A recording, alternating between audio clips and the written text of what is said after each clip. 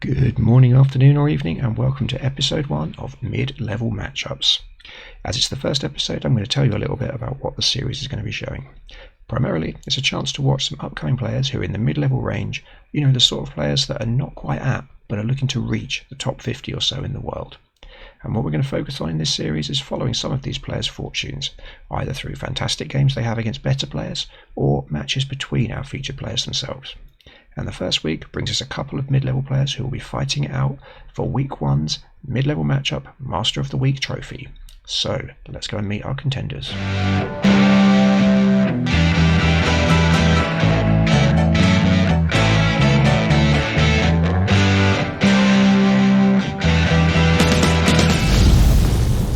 So introducing Alistair, he is Tasmania's most well-loved Zero AD YouTuber by far. Now he favours the Ptolemies, and with them he quite often likes to employ a grinding elephant and pikeman crush. He'll try a little harassment with his camels, but he's more of a boom man, to be honest, and his strong points are on maps with choke points where he'll overwhelm his opponents brutally with his patented 5-elephant smash. His opponent, MarcAurel, is a chameleon-like player that uses a number of factions with a consistently high level of play. His best games that I've seen are when he's been using Romans, and he's an aggressive player that really enjoys their Lancer cavalry and using them for early harassment.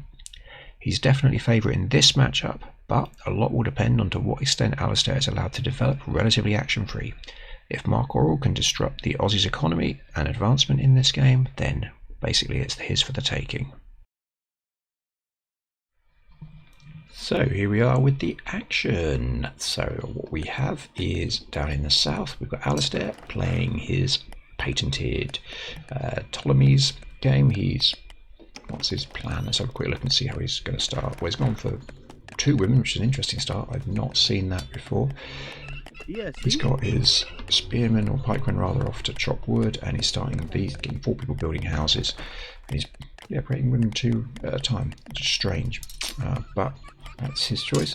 And MarcAurel is playing as Romans, and as I've said previously, I think he's very, very good with Romans, so it'll be interesting to see how this pans out. Will he do one of his early attacks that he likes to do with the cavalry, the Lance cavalry, or will we see Alistair pushing him back with camels? So let's see. So Alistair's not got the most efficient route through here. He's got 4 people building a house at a time rather than splitting them up.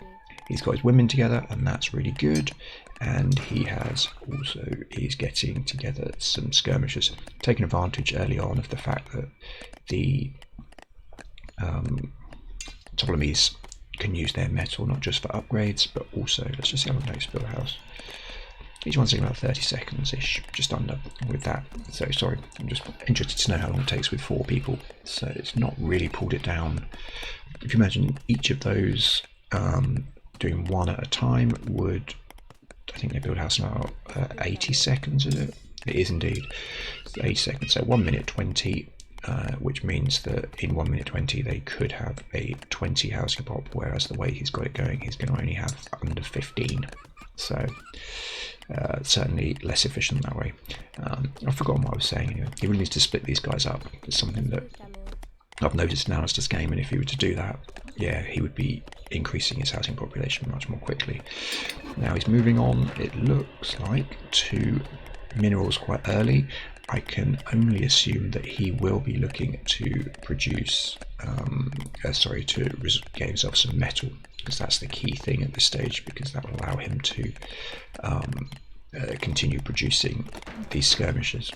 One of the things that you could take advantage of is if you do produce the skirmishers, then as long as you've got the metal, you don't need to get as much food, because they're only going to have 25 food. So it'll be interesting to see how he goes about that. But let's see MarcAurel anyway while we're here. He's taking advantage of I don't actually know what's it called? Temperate. That's right. So it's a good one for berries. He's got the berry upgrade. He started off, if you look, MarcAurel, he's got trees dotted around so he knows that he can go there. He's got additional berries here. He's made a very, very good choice. And we're only 3 minutes in, and he is going for his first cav attack. Let's go see how this goes. 6 cavalry is smart. The other thing he's taken advantage of is with these Lancer cavalry, they're much more efficient at hunting deer. So he's really taken advantage of that early on. Although I admit I didn't show that. Okay, now this, he has to get those lancers have to get his pikemen involved. If he gets his pikemen involved, then he should be able to kill those off relatively easily. That's the problem you have with lancers, is that you do need to get, you can't basically take on pikemen or spearmen. They will just massacre you, so he has to get them out of there quickly. And these guys are also going to die. This has been a very poor start from Alistair. That's not what he wanted at all, but he's managed to escape those, so that's good. He's chasing them off. But yeah, one of the things, oh god, they're coming back around. Ooh, we've got there's a camel archer. Sorry, just to check up here, a camel archer has just been killed, so Alistair did try and do some kind of attack back, but it's a counter attack rather. That was a brutal opening, so we've already got 7 dead. Alistair's still slightly ahead in population, but that population is basically all women. No, actually it's not. He's got a fair amount of skirmishers. He needs to really pick things up and get himself moving in the right direction. But oh god, they're coming back around. These guys are just sat doing nothing. These guys are building a house, and okay, he might be able to take 1 or more of these out. Has he really left? He's got 5 skirmishers amongst those as well. These guys, oh my god, this is just complete brutality. Someone called police. Are they going to be able to? Yeah, he's got 1 of them only, but all that time. And these guys haven't been doing stuff, so he has been doing a little bit too much micro, admittedly, MarcAurel there. So his economy, though, Alistair's actually got more wood, bizarrely. It's far from done. So in Alistair's position now, I'd have to say the most important thing for him to do is to get a barracks up and start producing some soldiers. He's completely left these guys isolated. That's not what he wants to be doing. He's got all of his soldiers in one place, which is fine, but he needs some soldiers to protect these women, because if MarcAurel were to come around again, and if we look from MarcAurel's perspective, he's seen all of that. He knows there's women here. He could just absolutely massacre them. But let's go and look at MarcAurel for a bit anyway. So again, more idle time. It's not certainly not been a polished display by either player at this stage, you have to say. MarcAurel finally moves into a lead. He's got his barracks going, and that's exactly what Alistair needs to do. But he's not got that going. He's using women on the minerals, which is inefficient. They're going to get those minerals much more slowly than soldiers would. And okay, we've got a... Oh, are they coming back around? No, they're not. I thought for well, maybe they are, but I thought looks like they might just be checking out a bit more of the map. I thought that was another attack they were going to be swooping in. So you'll see the difference here. These guys trying to get the deer, it's going to take forever. So yeah, on a map like this, it really it doesn't favour camel archers, and producing them 1 at a time like this as well. He'd be far better off producing soldiers to protect these guys. Well, there's only 3 of them now there, but here we go. These camels are going to get massacred if they're not careful very, very easily. And there, this thing, having all of his soldiers in one place so far away, that's the problem that you've got there. He's left them completely isolated. Hopefully he can, from his perspective anyway, take 1 or more of those out. But if they are now to come around here, yeah, they've got a whole load of other things to go for. He's lost 2 camels. Yeah, see? He's got them now building houses. He's got plenty of houses. That's certainly not, shouldn't be a priority for him, getting these guys building another house. What he wants to do, let's check his thing. Oh god. Okay, get them all doing something. Yes, this is his chance. No, he's lost her.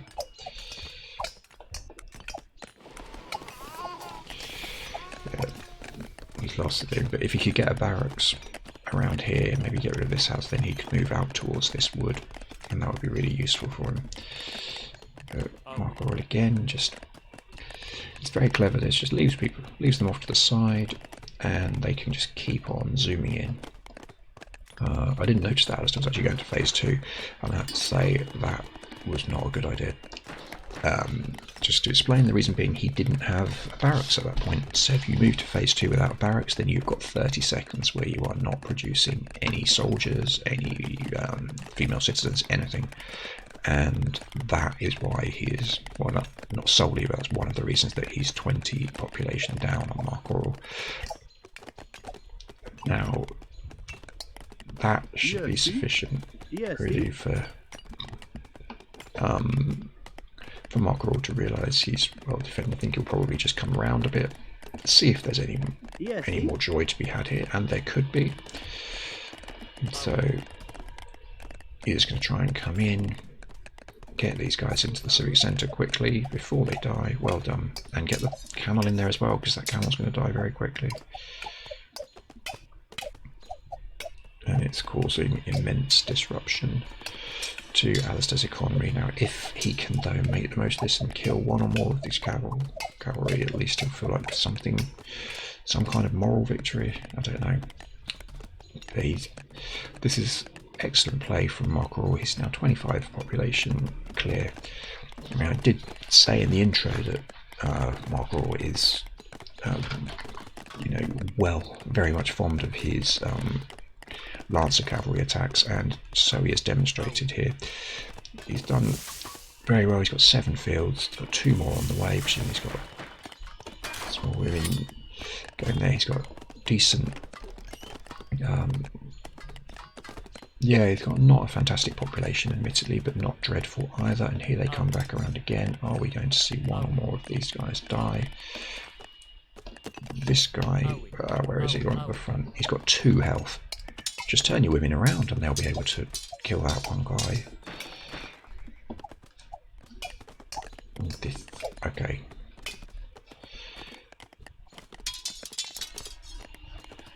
So we're not having any soldiers here. If he'd had soldiers here, then he would have been fine. He's now at risk of losing his market. Just try and take the... He's got 3 that are considered quite ill, or quite wounded. He's taken the women out too early.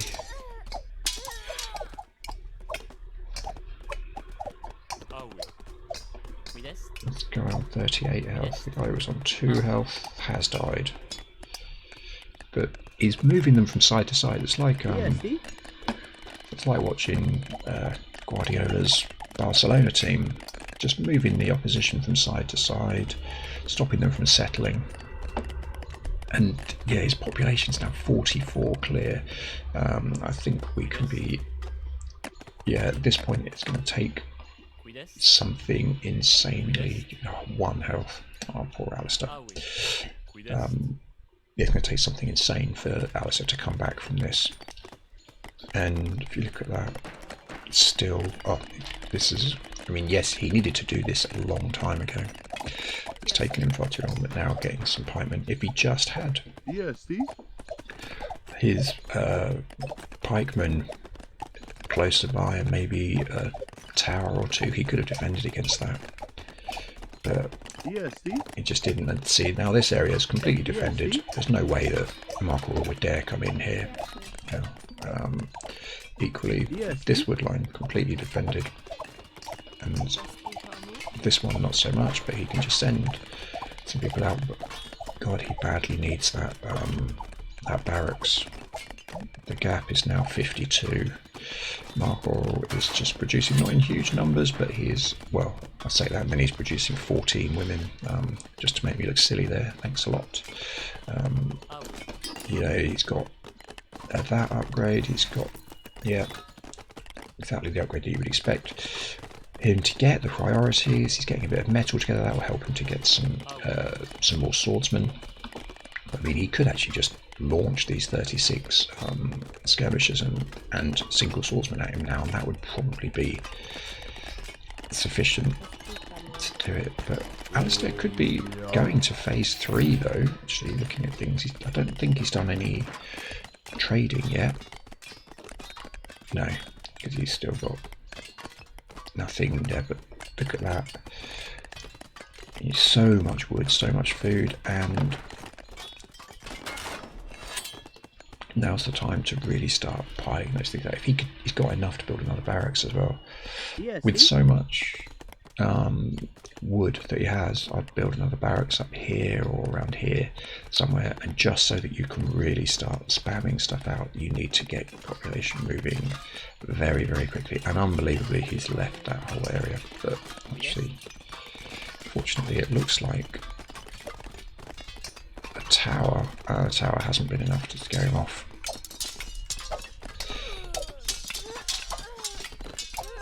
And they're all dying again. This has been a brutal, absolutely brutal example. This camel's going to die. Get your camels into the no. Go on. Are you going to let this camel die? No.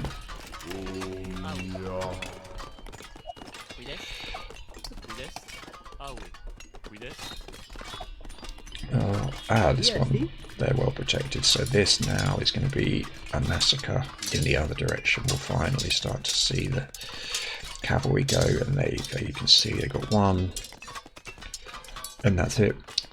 All you needed was that sort of thing a bit earlier. Like, this is such a, like, this wood line needs soldiers far less than this one. This is so exposed comparatively. Get that second barracks, Alistair, you need it. Yeah, you're keeping the population gap at about 50, but you've got to start seeing this, maybe getting himself second barracks. Well done. Not so keen on that location. I think that could do with being further out here. This is going to give him a long lead in, so if he produces soldiers from here but they need to be out in this sort of area to actually fight, then rather than being there, they've got a longer walk. But on the flip side, it's less likely to be taken over. Now, MarcAurel may well, but he just continues to produce and produce and produce, doesn't he? It's just, yeah, solid. He's still got bits of idle time here and there, but on the whole, he's got, how many people here? 11 on metal, 10 on stone, and yeah, he's using a lot of stone. These guys again, you could just get those, chopping that stone. What's he got? So you've got two blacksmiths, which is interesting, a market and a tower. They're his 4 buildings, and he's very happy with that, I would imagine. He could do himself with a second barracks. His economy is superb, so he's 51 ahead, so it's staying roughly even. Alistair's finally starting to pull things back. So this is what, well, this barracks isn't producing anything, which is not good. But he's very close to getting, he's not far off being able to get himself to phase 3, which I think would be a very, would be a very important move. But it's a very aggressive move, but it is absolutely the right move, and that's the thing, where if Alistair was already in this position, not saying he would definitely be able to stop it, but at least he'd be a bit more aware of what's happening. That's not ideal. So let's go 5 more, and here again left it idle. He's got a reasonable number of soldiers here and a good variety of troops as well. I'd like to see him sending some of these guys from wood onto stone to get the slingers up. Slingers are such a useful unit. Although interestingly, he's going for, where's the blacksmith? He's going for the first armour upgrade, but he's doing that prior to getting to the second phase where the library would make that a lot cheaper.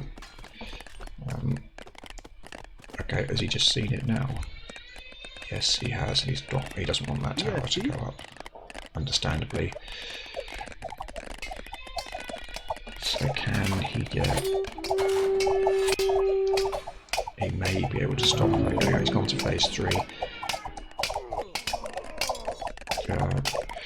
I'm not sure if you can hear it, but if you can, yeah, there is my son crying in the background, but my wife is hopefully trying to calm him down. I've spent all day doing that, so hopefully he will be a bit happier, but he has got, he's getting teeth, so yeah, yeah, that hurts apparently when you're a baby. So yeah, back to the game though. Alistair is, yeah, I think he's got to give this up. He's lost that thing, not give up the game. I don't mean that, I mean give up this thing, get himself a, what are they, like, one of the prayer places, right, the temple. He badly needs a temple to heal people up, and he needs to get himself a fortress as well. He's not quite got the stone for both. He's not quite got the stone actually for the fortress alone. And he's got 3 guys there. Okay, well, here comes the fortress, I imagine, yeah. I'm also a little bit concerned for him in that he doesn't have a military colony yet. And that doesn't bode well if you're playing against the Romans, because they're going to chuck rams at you like no tomorrow, I would expect.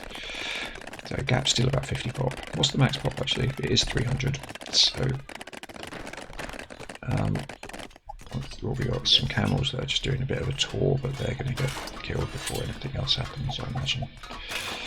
MarcAurel, right, he's a very good player, but he has got some real inefficiencies here. There's, like, you need these guys to be tidied up a bit. These guys I don't think are actually doing anything. They're kind of getting each other's way again. So there is definitely some inefficiency there. But first to get a fortress is your man Alistair. MarcAurel's max popped, he's only just realised. So he's pop capped, which is not ideal. We're going to see from Alistair. He could produce elephants. I don't know what he's going to actually produce though. Catapults, elephants. And here we go, embedded military camp, and this area is completely exposed. MarcAurel's been running around it as well. So much he knows that's an exposed area. So he said we know that he's had his cavalry coming in and out around here, so he's going to presumably try and send some siege weapons this way. I would guess rams would be the most logical. Does he know about the fortress yet? He doesn't, amazingly, but he's trying to get his own fortress up. And Alistair, who's fully aware that he's trying to get a fortress up, is letting him, making no effort to stop this. That is insane, let's say. That is just asking for trouble. He's got 4 elephants on their way, but he needs to stop this going up, and he hasn't. It's too late. Say this has not been one of Alistair's finer games. He really does seem to excel, say, when he's got, when there's a map with natural choke points and stuff. He's very good at just basically completely overwhelming his opponent if he can, yeah, kind of stop his, stop him from getting attacks from multiple points. And that, unfortunately, is not ideal right here, because we've now got rams coming and he has absolutely